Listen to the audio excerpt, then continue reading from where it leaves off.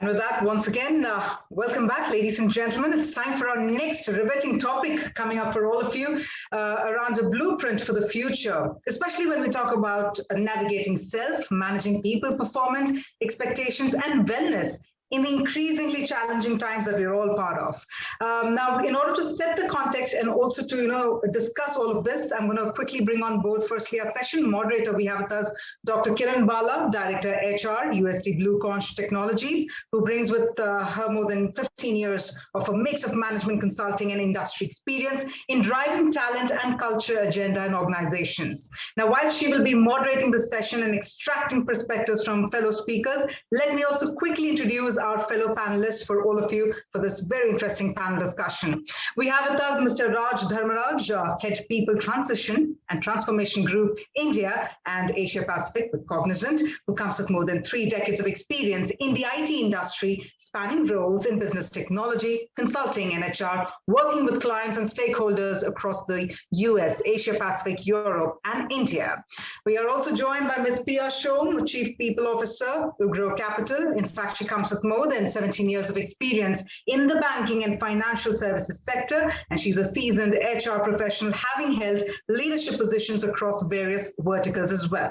We also have with us Ms. Mahua Sen Gupta, Managing Director, Mashreq Bank, another seasoned industry veteran with over 22 years of diverse experience in the IT, banking, and financial services industry. She is a digital transformation expert who has helped organizations through driving digital transformation agenda and also published extensively in the space in renowned business journals. Amongst all of our esteemed panelists, we also have with us Mr. Vinay Madan, Senior Vice President, Workforce Effectiveness and Quality, SBI Cards, a senior business leader with experience managing high-impact business projects and process frameworks. He has an experience of more than 23 years that includes 13 years with NBFC, BFSI, business process outsourcing, telecom, and 10 years with discrete manufacturing in automobile and consumer electronics. Our next speaker, we have with us Ms. Sunaina Matu Khanna, Chief People Officer and Head Transformation, Bajaj Capital Limited. She is an HR thought leader with more than 20 years of experience with the NBFC, and she's also known as a trusted advisor to the management and for driving innovative HR practices. And our final panelist, we have with us Mr. Manoj Kumar Sharma, Joint President and CHRO, Aarti Industries Limited. In fact, Manoj is accountable for the people growth dimension of the company, encompassing HR, corporate affairs, and communication, who comes with an experience of more than 25 years. So well, it looks like we have some diverse set of speakers joining us in, and it's only befitting that they come together to share their thoughts around this entire topic on creating a blueprint for the future. So without any further delay, I'm going to hand over the proceedings to our session moderator, Dr. Kiran Bala. Kiran, with that, over to you.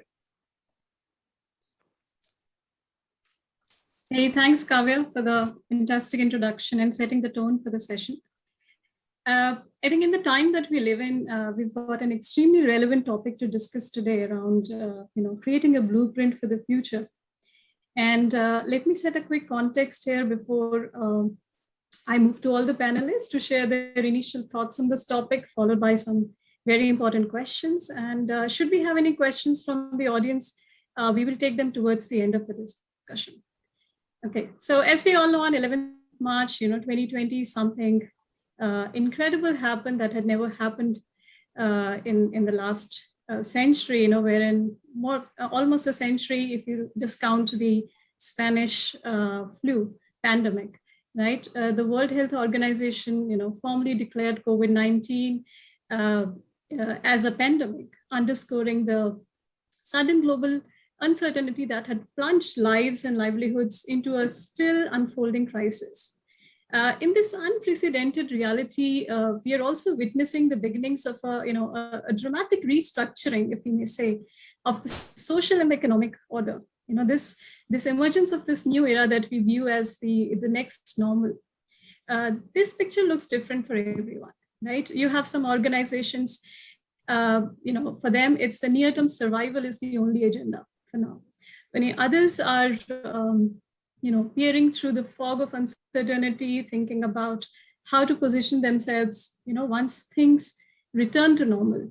Now, the key question here is that what will normal look like While no one is really sure, when the crisis will last. But what we know for sure is that what we find on the other side will not look like the normal of the recent years.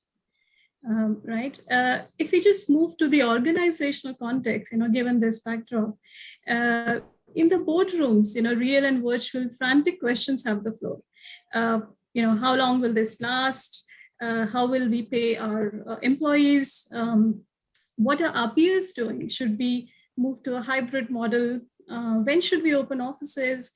What should we do first? These are some of the questions taking center stage in most boardroom meetings. We all know that year 2020 changed work forever.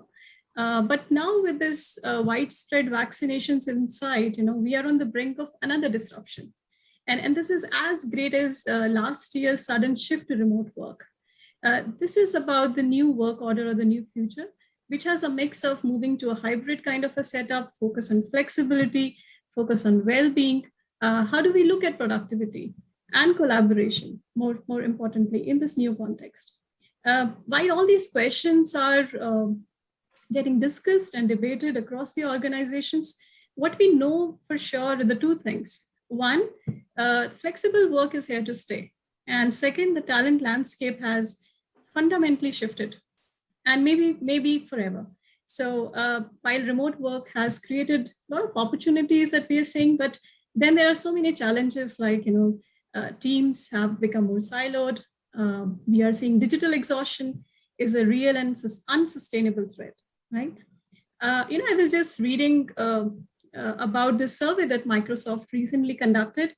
And what it says is that nearly 1 in 5 respondents, they say the employer doesn't care about the work-life balance. 54% feel overworked, 39% feel exhausted, and trillions of productivity signals from MS tools quantify the precise digital exhaustion employees are feeling worldwide. This digital intensity of our workdays has increased substantially. We have seen the number of meetings going up, the chats and the pings. Gone are the days when you would bump into each other, grab lunch together. This seems so unrelated at times to the success of the organization, but I guess all of us, being the leaders here, understand, this is extremely important to build social capital, which of course, needless to say, is a key to collaboration and innovation, right? Now, with all this as the backdrop, how do we as leaders in different industries and organizations look at the blueprint of future, right? If we could get initial comments from everyone, just to, set the tone of the discussion, that would be a good starting point. So, Mahua, if I could start with you for the initial comments around this topic. Sure. So yes, digital exhaustion is there. I'm sure all of us are facing it, but I think hybrid workforce is going to be the key. It's here to stay because while yes, a big part of us are exhausted, it also gives a lot of flexibility, and it is embraced pretty openly by the younger generation, especially. So more than work from home, it's going to be work from anywhere, if you ask me. And everything will change, not as a result, not just where they'll work from. How will we manage the employees? How will we measure their outputs as opposed to inputs that most managers are used to when they're sitting in front of us? Or how will we keep them motivated? How do we ensure employee engagement? How do we ensure their health and safety? So the complete focus would be changing. HR jobs and roles will change substantially. And the role of managers and leaders will also change substantially. It's going to be a paradigm shift. It is a paradigm shift. And something I don't think any of us in this panel or even our parents' generation have even comprehended. So this is probably, we have seen in sci-fi's before, this is actually sci-fi's becoming real.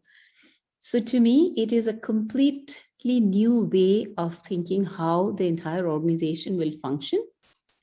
And we have to rethink everything. How do we, as I said, even how do we train our employees? A new employee who joins elsewhere, somewhere else in a completely remote corner, How do we train them? And to be honest, a lot of the companies have actually sorted this out and is doing it pretty well.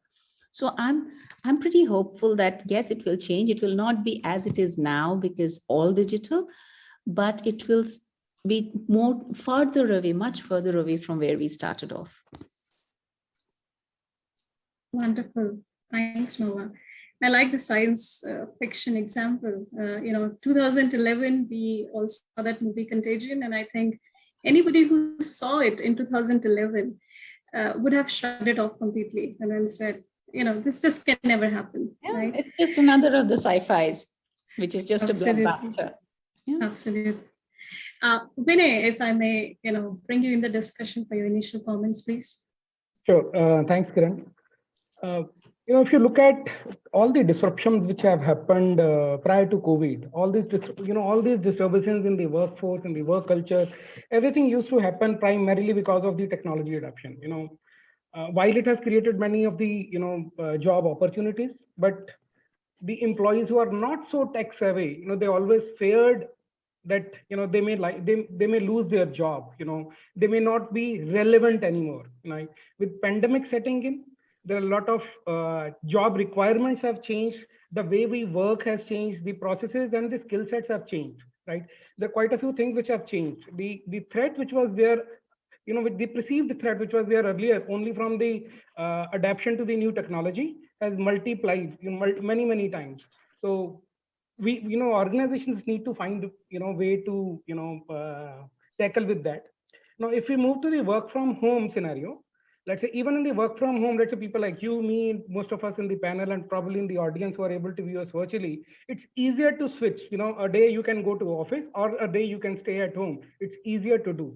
But we need to be mindful of the fact that currently the work from home culture is highly concentrated towards highly skilled and highly educated resources, and that too in a handful of industries. So still there are many organizations, there are many industries who are struggling to find ways to enable their employees so that they can remain productive. So that's one, right? Since the skill set requirements are also changing, I would like to bring in one of the aspects over here. In one of the recent studies which McKinsey Global Institute has done, after this pandemic thing had happened, they anticipated that up to 25% of the workforce, more workforce, as was estimated earlier, they may need to change their roles and occupations, right? Because some of their roles will not stay relevant. So organizations need to have that agility to move from a process A to a process B, but employee also needs to find out the skill set they need or the agility they need, in learning new skills, acquiring new skills, and adapting to the requirement or the efficiency requirements of the new processes. All these things are, playing a lot of, there are a lot of fine tunings which are happening almost on a daily basis. The way this wave 2, crept into our lives, into our organizations, into our country, and the way it is settling in, there's a lot of relief as well. Thank you very much. Thanks to God for that. But yes, there are quite a few challenges which need to be sorted out, need to be sorted out by the organizations. And I really look forward to having the view from all of you. I'll share my views as well, how we are tackling on this. Thank you. Thanks, Vinay. Thanks for sharing that. Raj, if I could bring you in for the initial thoughts, please. Sure. Two things jump out, and taking off from where Mahua had left off. I think we have two extremes now, where like as Vinay was saying, 100% virtual maybe for the highly skilled tech industry, and maybe we have the other extreme, many jobs and categories of employment that don't permit that. So at the same time, you have, yesterday we had Morgan Stanley's head saying that come back to work or else, right? And you have Facebook saying the same thing.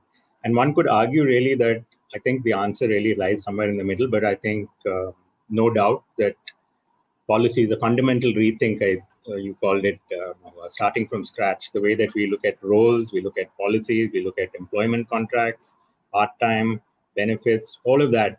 I think people on this panel and those like us, the onus will be on us to help reimagine that future, because it is going to be hybrid. I think there's no doubt about that.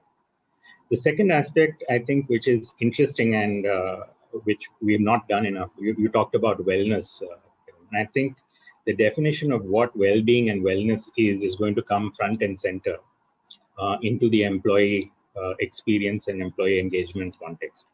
I think we'll need to redefine measures on how we actually assess how employee well-being is and what we do to address it. And there are several people, Gallup and others, who are already talking about well-being metrics becoming a standard. And it cuts across financial, social, career. So there are multifaceted dimensions. And the interesting trend that we're seeing, and I'm sure some of you can speak to it, is that traditionally we've thought of employee engagement being a driver or being driven by wellness. Ironically, in the paradox of the pandemic has seen a lot of companies, including industry-wide, reporting that these two have diverged.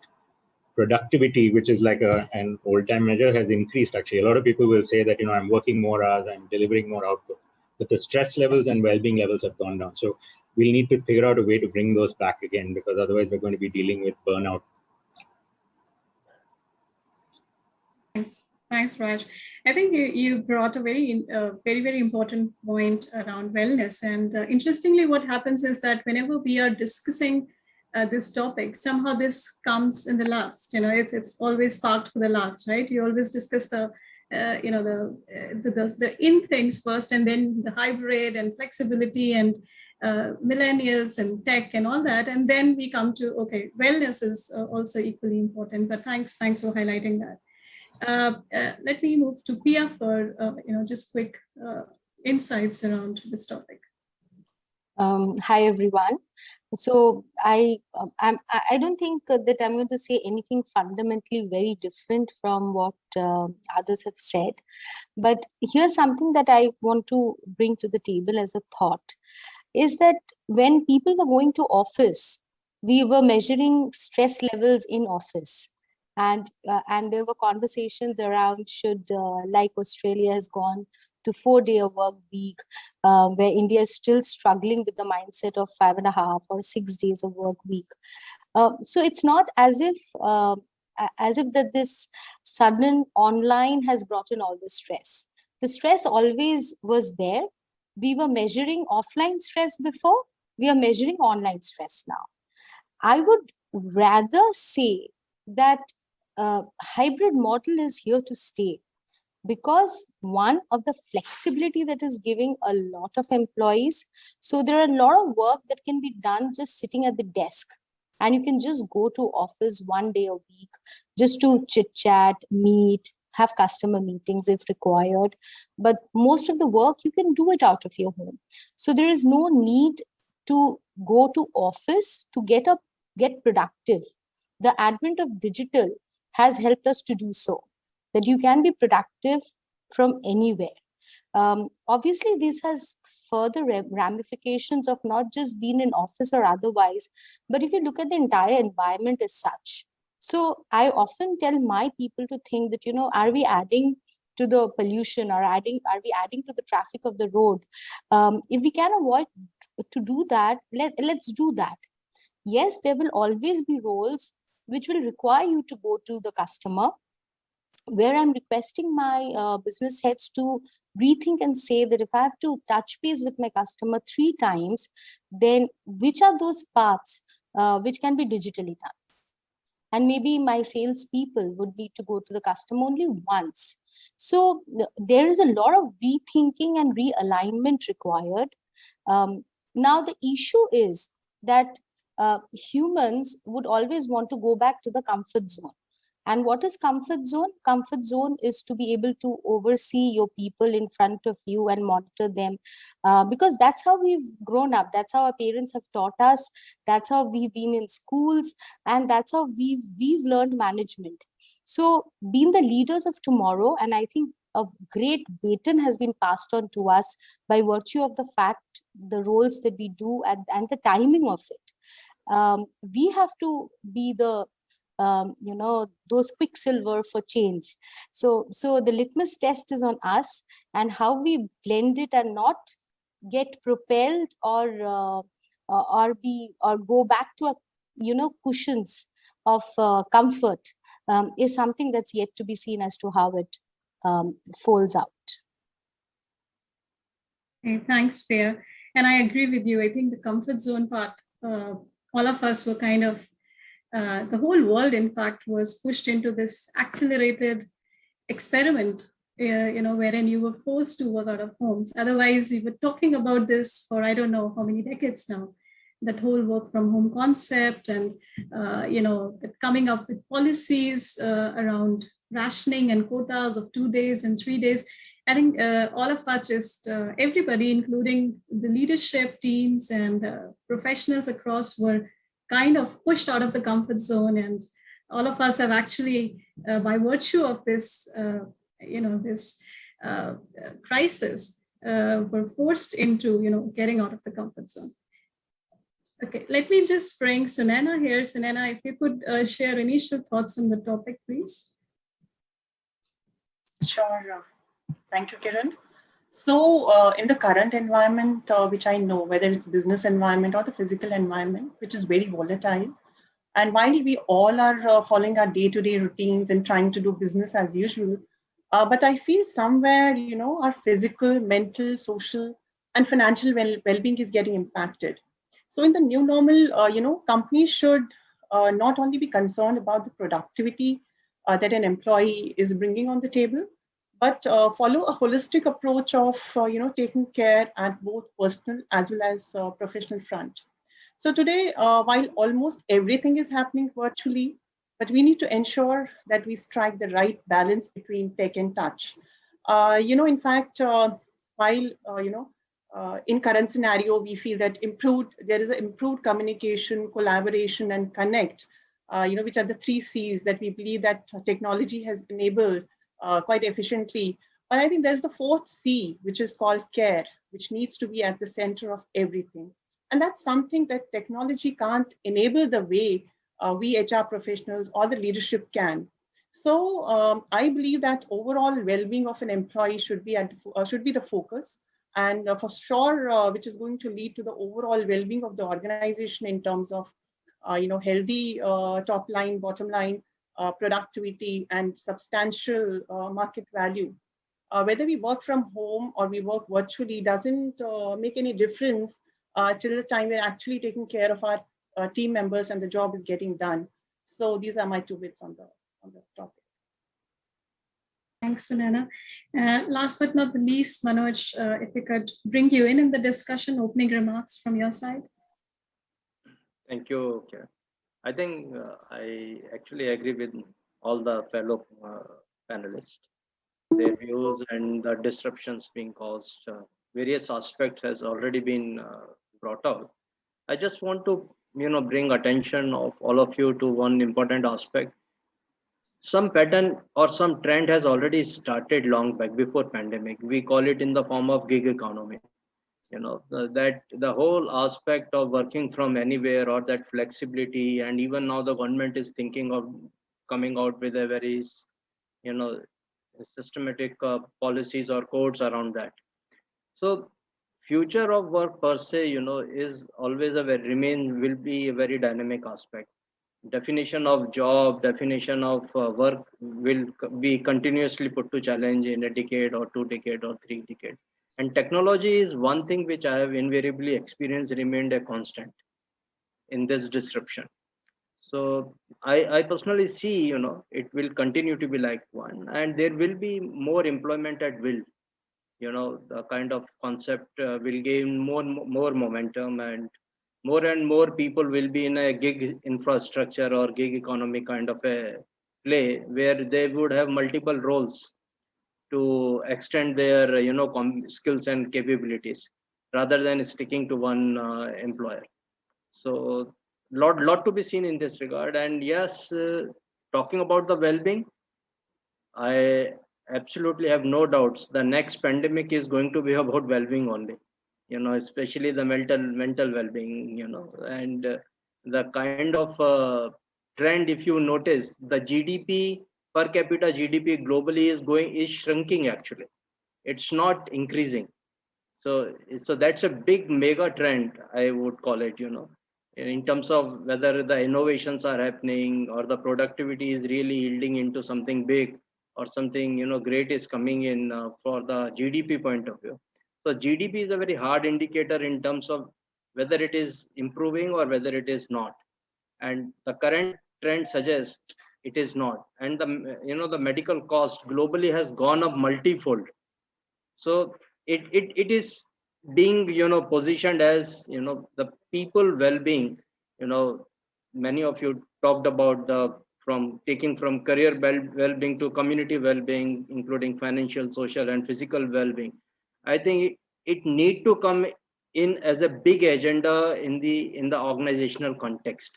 Up till now, there was a buzzword or a very loose word of engagement being really talked about, and employee experience then gained momentum. I think now well-being is getting discussed in the boardrooms, and that is being now getting a kind of a coordinates in terms of interventions. So these are my initial thoughts to really pitch it. Thank you. Thanks, Manoj.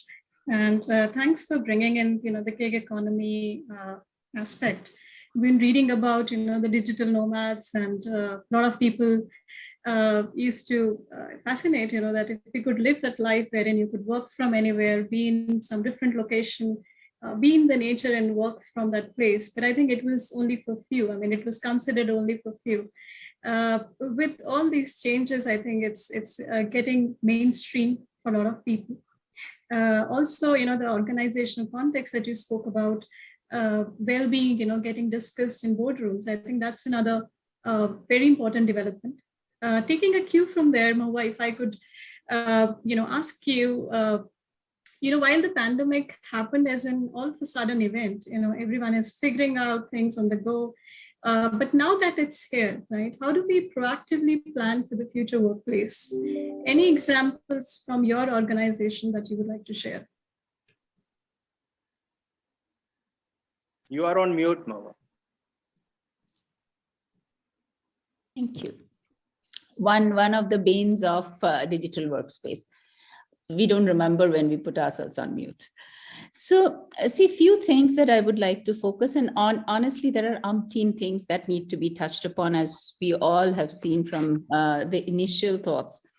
But few things that are very key to focus on, and we are also focusing on, is one, there has to be 100% BCP readiness. And when I say BCP readiness, it's going to be completely changed or different from what we used to have. Before, it was okay, your office is not working, you go to another space which is there for your disaster recovery, or it was very different. It was, at that point, we thought it was very difficult, but it was still one particular location or few particular locations that we had to take care of. Currently for BCP, we need to completely think reverse. So if, say, 1,000 of my employees are working from their homes, we have to now think of, okay, what is their BCP? Is it coming back to office? Or if they are working in different cities, they might not be in a position to come back to office. So that is one thing we need to very strongly think about. And in our organization, we are focusing on 100% BCP readiness all the time. So this, I think, is a sea change. And whatever BCP documentation, etc., we had, it can go for a toss. We have to just restart and rethink. Second thing that is important is to think of a platform where not just the basic activities can be done.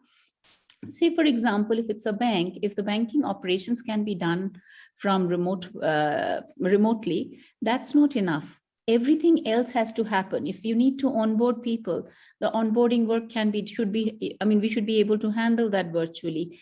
The training has to be handled. We should be able to handle training virtually, and various other aspects. So basically, it's a matter of mapping out the processes and ensuring that each of the processes we are able to handle from anywhere virtually. That is the other thing. I cannot say that we are all done, but that is definitely something we are doing. Focus on employee engagement. Employee engagement completely changed. It's no longer HRBPs on the floor, keeping the pulse and all of that.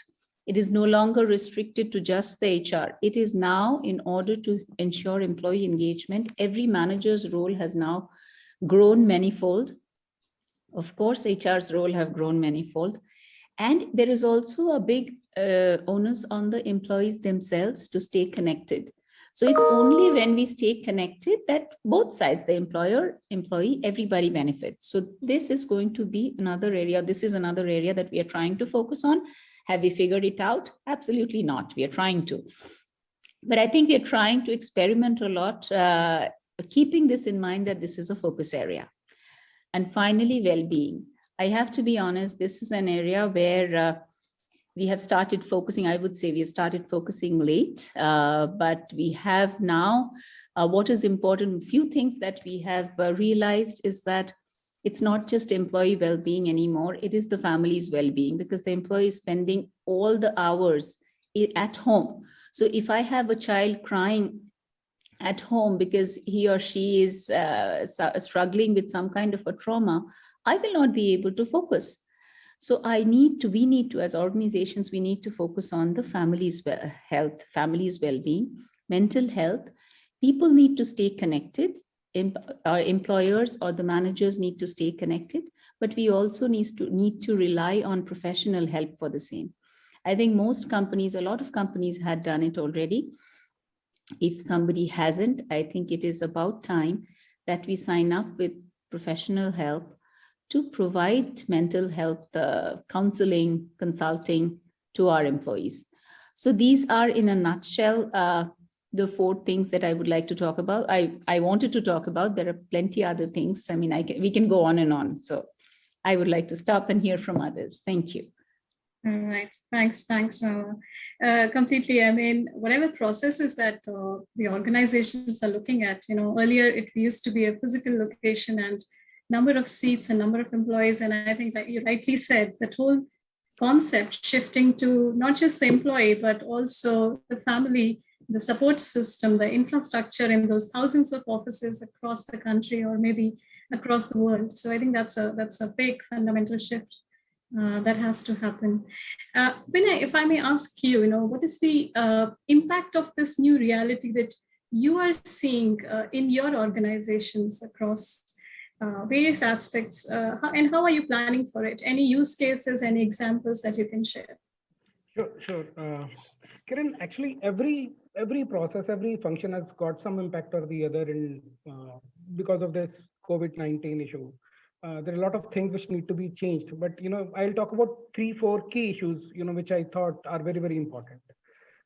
First, we need to, in terms of the functions or the areas of work, the areas which involve a physical proximity of the work, the transactions are very high in terms of I need to interact with you, I need to make a physical sale. So accordingly, all these processes are the first one which get impacted, right? If these are the processes, these are the areas which have got impacted to this new reality of lockdowns, work from home, people not coming out into the market. Let's say, in kind of our business, the retail business, we have got our sales force operating out of everywhere, right? So you will find them into malls, you will find them at petrol pumps, you will find them at railway stations and airports, where they will try to sell some credit cards to you, right? So all those areas got impacted. And similarly, with close to around 11 to 12 million customer base, we have got a huge number of queries and customer issues which are coming up, which need to be resolved, which need to be answered. Their queries need to be answered, and the customer facing agents, they were also not available. So that is an area which we need to quickly adapt to. Second, it's not only about the process. Now, I'm sure my co-panelists will agree with me. Typically, the people in this first line of work, be it the sales people or the other back-end processing work, they are on a fixed salary as well as the variable incentive part of their salary. Now, the impact was not only being able to work. Probably many of the organizations continue to give. I hope many of the organizations continue to give their fixed salary, but there was a big impact in terms of the variable which they were earning earlier, right? In terms of the percentage impact to the earning, they were the most impacted things. Coming to the organization bit, right? So in totality, if we talk about organizations had quite a few things to take care of. There was absolute priority to enable the processes back. but we also needed to have the priority to have the people back. When I say people, their well-being, we are talking about a lot of, in this session or the earlier sessions as well. We did certain things like, setting up certain emergency response teams, and there were people, let's say, group of volunteers were, invited, and they did a lot of work in terms of identifying the hospital beds, identifying the oxygen availability. I remember for couple of our our employees, when we couldn't get any oxygen supply over here, our volunteer group, we picked it up from Chennai and transported it through air to put it at employees home. So we did all that stuff because we want our people to be first over there. There is another aspect which is also very critical, and it is there's a risk which with the work from home culture which comes in. And my co-panelists in the banking industry, they will also agree that the customer data protection is also an area which needs to be taken care of. We are absolutely sensitive, and there were big challenges around that as well, wherein we could not start some of our work because we were not sure whether we can open it at the customer, at an employee's home or not. So we did all those tweakings into our processes to correct it, and then we started all those processes wherein people were enabled, their well-being was assured. And last but not the least is the culture. One cannot have a culture. As leaders and managers, you cannot expect that while I am working from home, I am working, but my colleague or my other peers or my team members, they are not working and they're enjoying their bit. In the morning, they're logging in, and in the evening, they're logging out, and they're doing all other things. There has to be a trust-based culture which need to be there in every organization. But because, okay, this is wave one came in, wave two came in. Many of the some of the organizations have resumed, but some have continued to operate the way they are operating. Work from home culture, work from anywhere culture. Now, if this is going to stay, we need to adapt to the new realities in terms of, in this trust-based culture, we need to bring in this element as well. Sorry, you were saying something?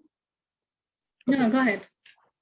In terms of the use case, there are many use cases. I touched upon some of the well-being activities which we try to do for our SBI's card family members. There were quick learnings as well. Let's say, I'll talk about a process. We have got a huge workforce, which is off-role workforce. They're close to around 40,000 off-role workforce. Before we onboard them onto our processes, we train them using whatever processes are there. Let's not go over there. And there is a continuous reiteration of the product, of the service, of the process, which goes on, right? Most of this was earlier happening through a mobile app, but primarily the main source was, maybe while they will stay on the field, but probably around 20% of the days they will come, or 10 to 20% of the days they will come back to the office where there will be physical classrooms.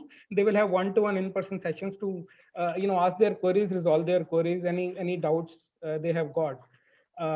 We immediately moved to the digital modes, the Zoom meetings, the Microsoft Team meetings, the Google Docs, and what all is available. But our learning, they were not as effective. We need to immediately change our content. We cannot continue to use the same content which you are using in a classroom session. You cannot, the ability of a person to retain cannot be same as it was in a classroom session, right? So we had to change quite a few things over. We need to make certain changes. The frequencies need to increase because since the retention was lower as compared to the earlier, we have to probably do the same sessions twice or thrice in a month what we were doing earlier. So there were certain challenges which were continuously coming in. The evaluation was happening of those challenges, and we were coming up with the ideas of the solution what need to be implemented. So the key thing over here was agility within the organization, a trust-based culture, and most importantly, the well-being of the employee. So that's how we sorted it out, Kiran. Thanks, Vinay, for the wonderful examples. Raj, if we may shift the gears from organization to the self part or the employee at the center, what is the impact of this new reality that you are seeing, across your organization when it comes to employees? Any facts that you would like to share? If I were to kind of, sum it up, Kiran, very interesting. Most of us, back in the day in B school, we've got this construct of what drives employee motivation, engagement, and putting.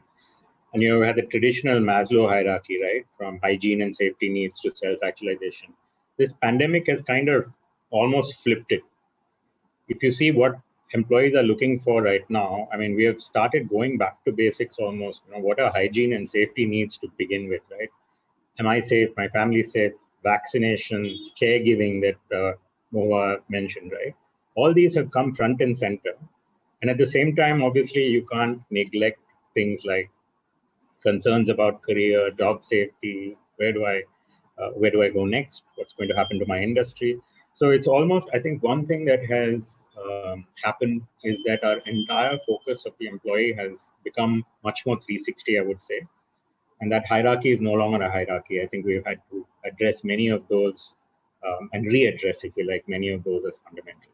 How do we provide those basic reassurances to employees? So I would say a slew of measures around health, much of it around extended safety and and I think Moa used a nice word, business continuity, but business continuity at the individual and the family level as much as at the organizational level. The other interesting thing from an employee perspective that we've tried to do, and this has given us an opportunity, is the need we have had to perforce adopt technology at scale at every aspect, right? So whether it means moving from maybe a large percentage of our workforce is in office using desktops to provisioning pretty much 200,000 people with laptops at their homes, right? Or adopting collaborative software again at scale across the organization, so that it allows us to kind of mimic or change the way that employee engagement as well as workplace engagement happens. So something like collaborative software like Teams to be used, asynchronous modes, what can be done? Do we need a meeting for everything?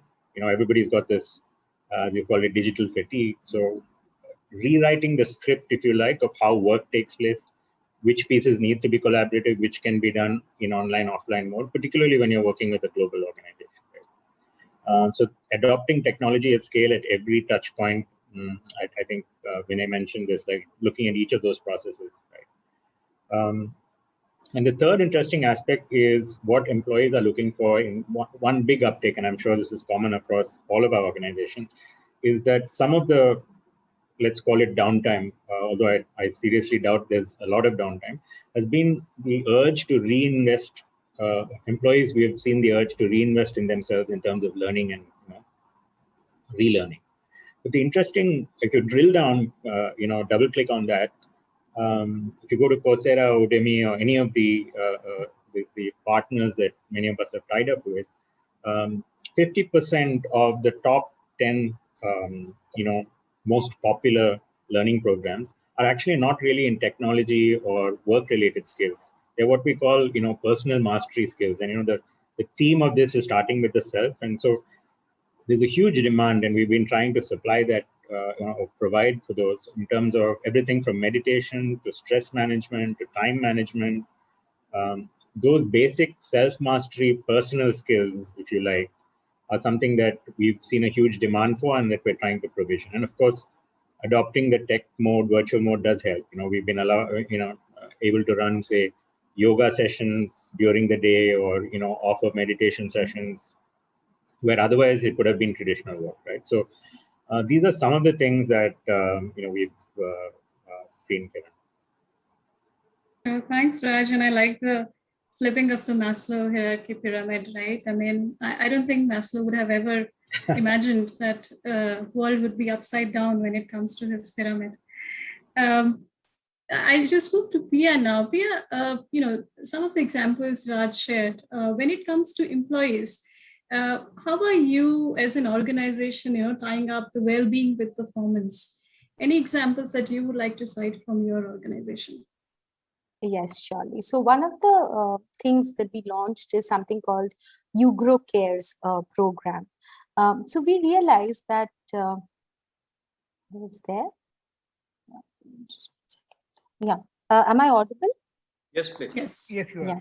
So one of the things that we realized is that while giving hospitalization support and everything that we can do for the employee and the family members, one of the missing parts is that a lot of our employees are not getting hospitalized and they're getting their treatments at home. So domiciliary and home care is also not cheap but not covered anywhere.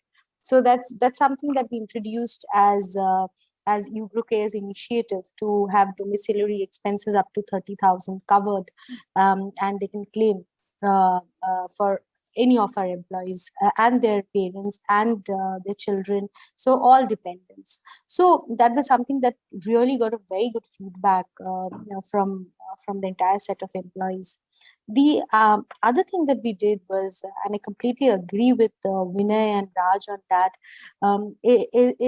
we tied up a doc online, and we said that please use the services for as many consultations, be it webinars, be it wellness, and we've seen quite a few uptake over there. Around 40% of our employees have used the services, and which is also a good sign.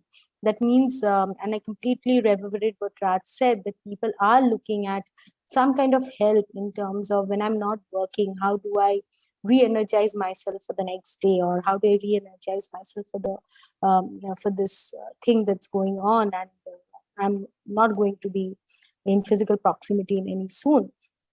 So that is something that really has got some good feedback. Of course, on vaccination, I think all employers are doing that, reimbursing, organizing vaccination camps, and we were also on the same line. But I would like to add one thing here.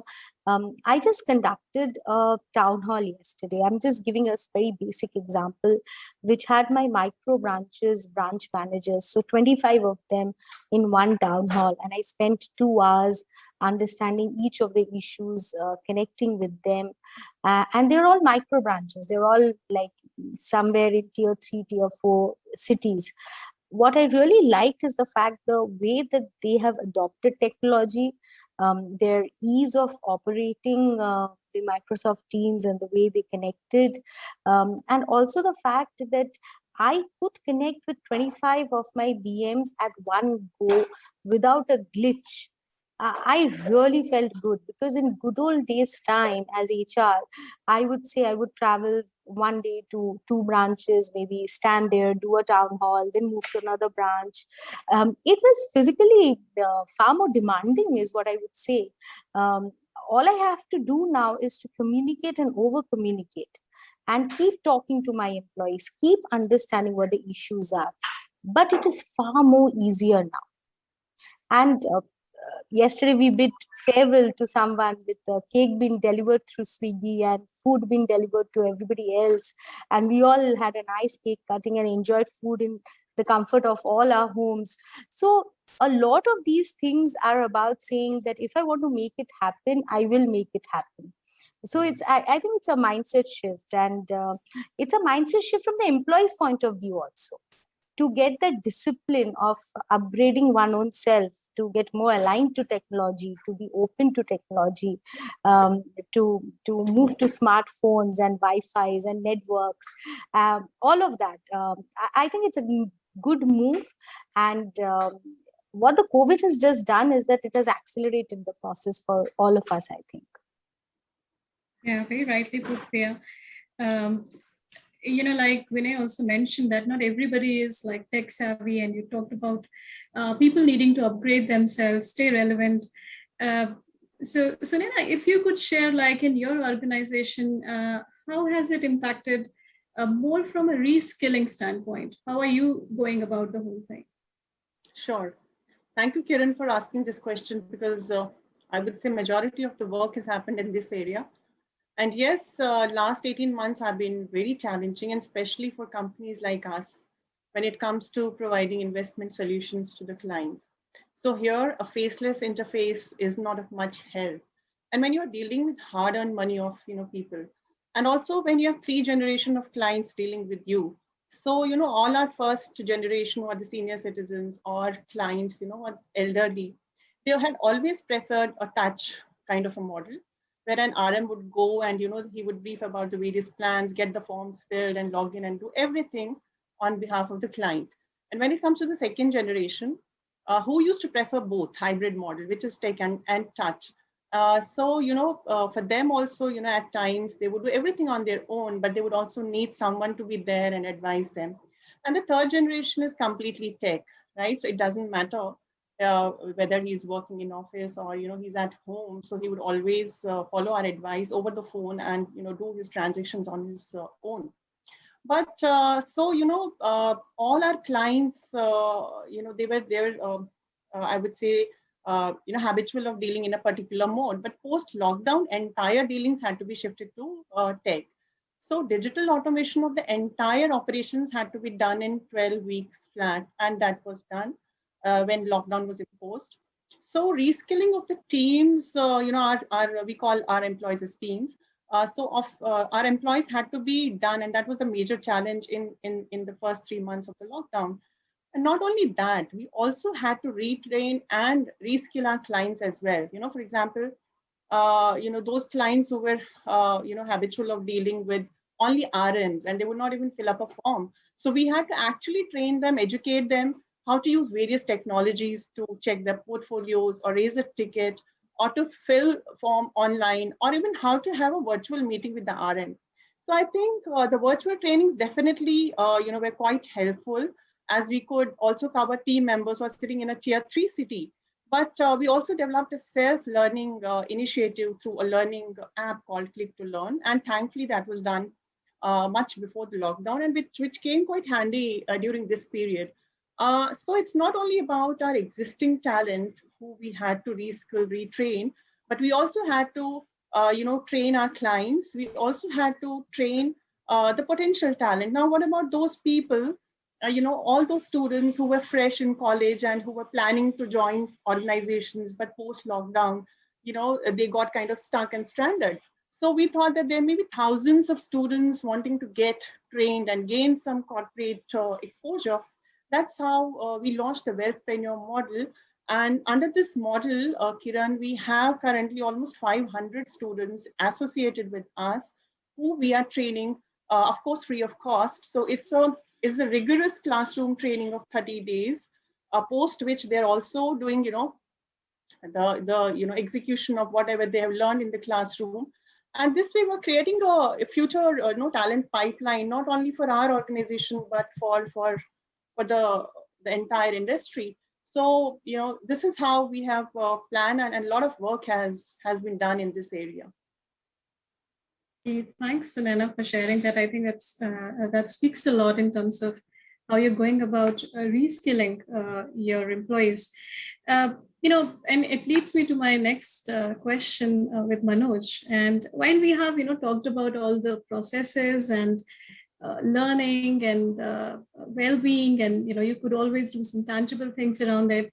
I think one of the missing block here is around how do we go about building collaboration and social capital, right? When you don't have informal connects, you're not meeting people, you cannot set aside those connects or the water cooler conversations. How do you go about can collaboration, Manoj, in your opinion, really happen without knowing people through informal connects in an organization?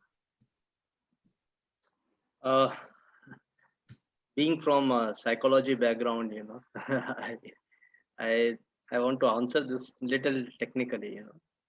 Yes, it did happen without knowing gay people.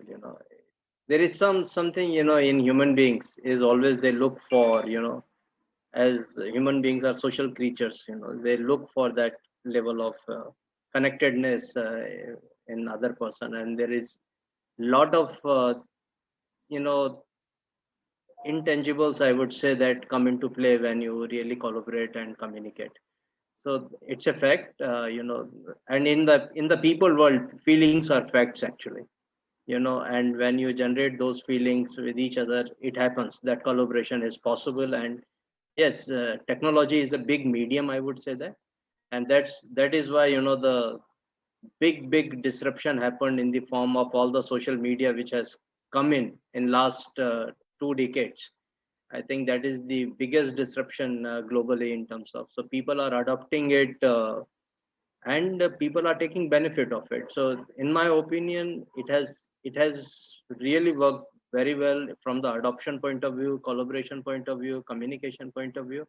And people as such they are very intelligent creatures. They know how to traverse through this medium and achieve their desired outcomes, in the form of developing a connect or that relationship, and the relationships are really lasting. Also, the trust it generates, over the communication over phone calls or later on, sometimes meeting up also.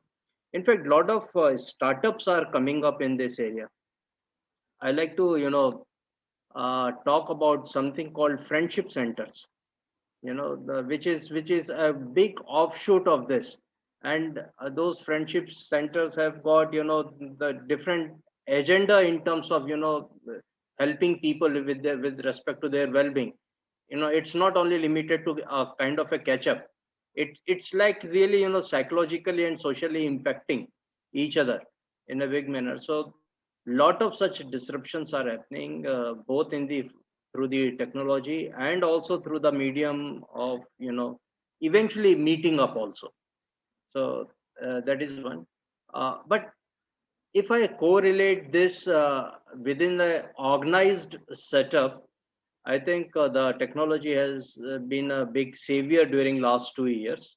None of us were so abreast in terms of usage of technology. We were just using in terms of Cisco systems or something, a kind of a digital platform.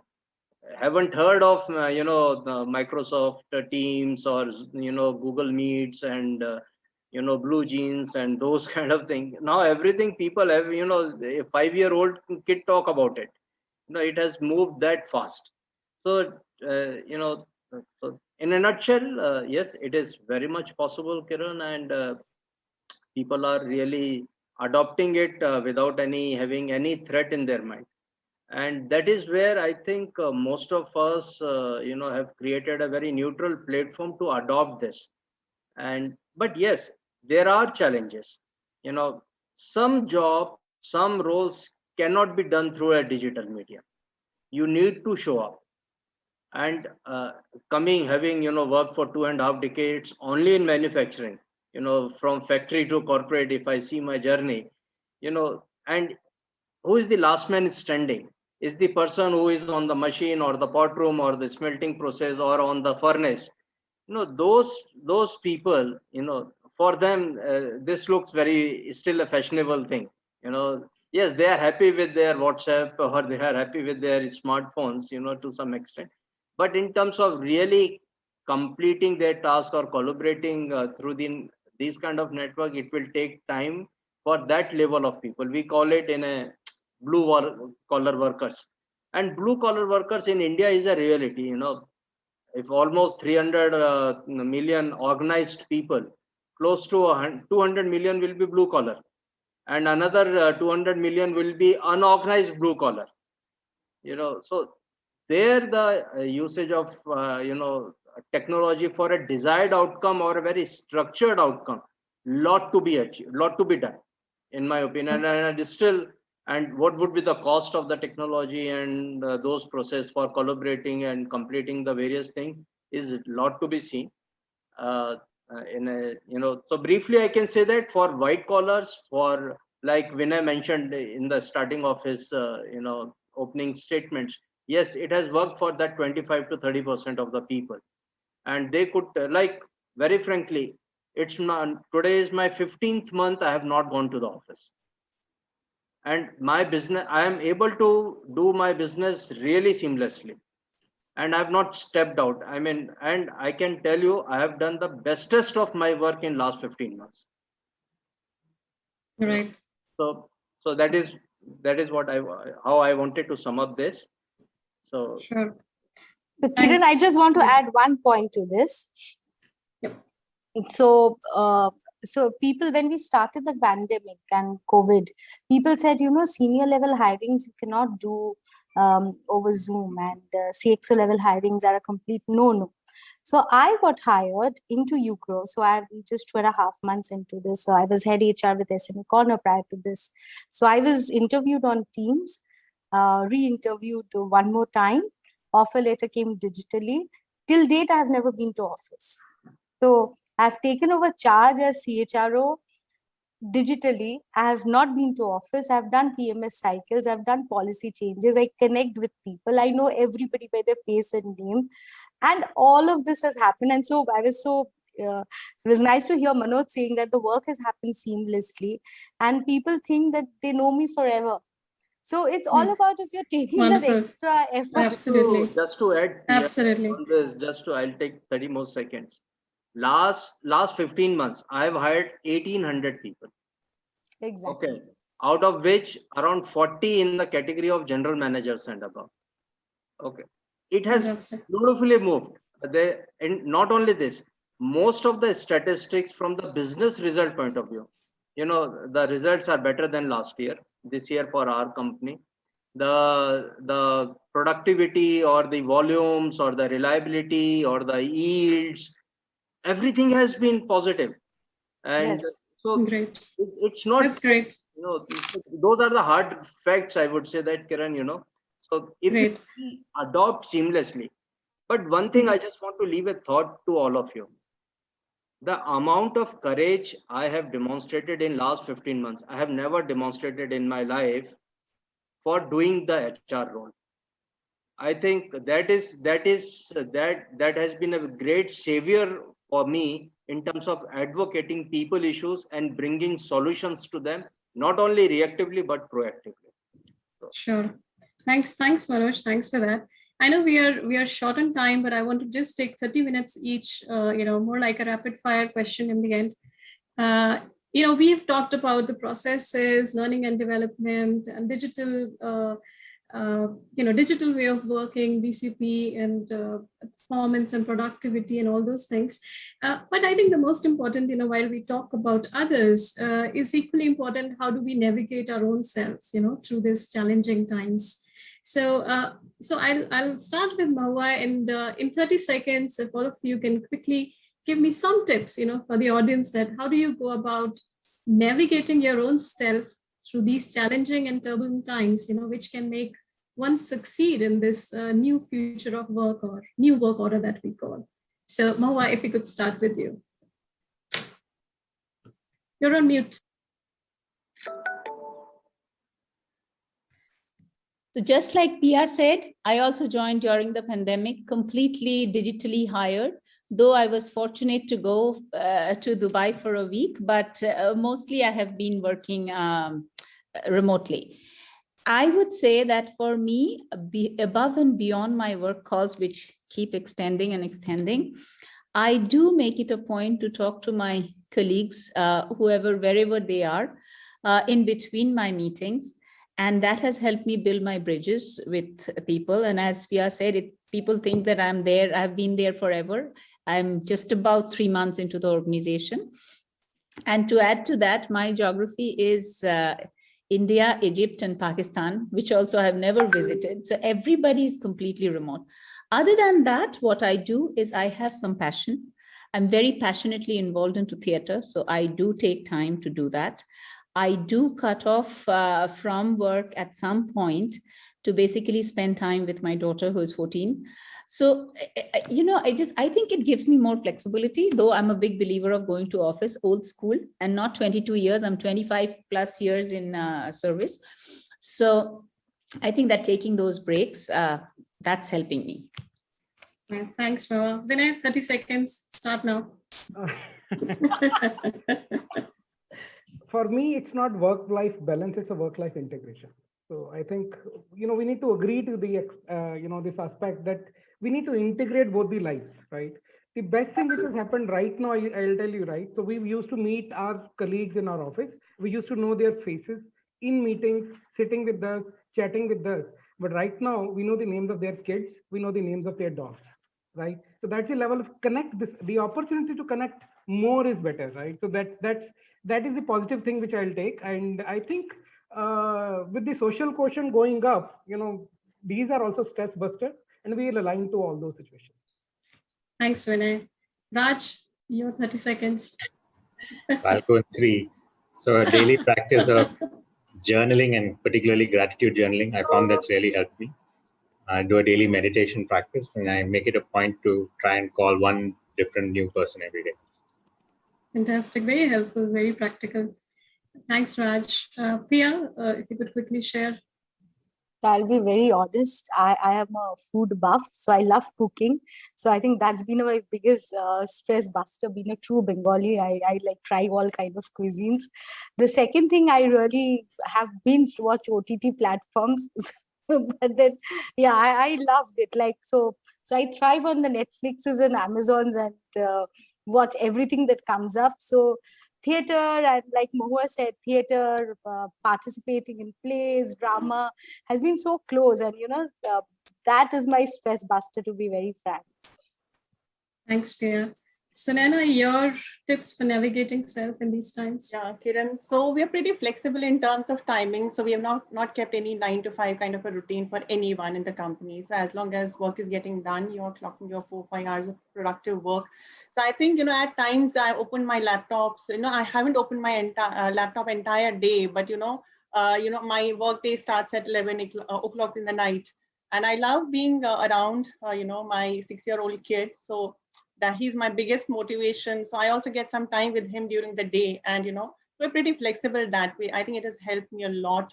One, that my productivity has almost gone up double, and also my kid is quite happy, and I'm happy being with him. Great, good to hear that. Manoj, over to you. As a tip, have optimism in your self-talk and operate in a natural state of action.